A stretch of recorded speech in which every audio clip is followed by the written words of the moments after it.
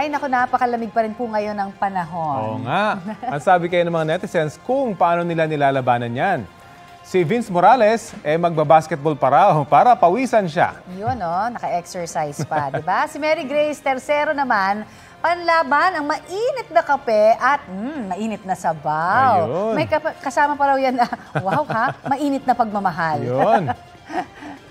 Ayan. Si Francesca. Ayan, si Francesca Moresto ay magsusuot daw ng leather jacket o kaya sweater para sa malamig na panahon. Ayan. At biro naman po ni Christopher Pacao na imbes labanan, kinampihan na lang daw niya ang lamig. Oo nga, bakit lagi nating nilalabanan ng lamig, no?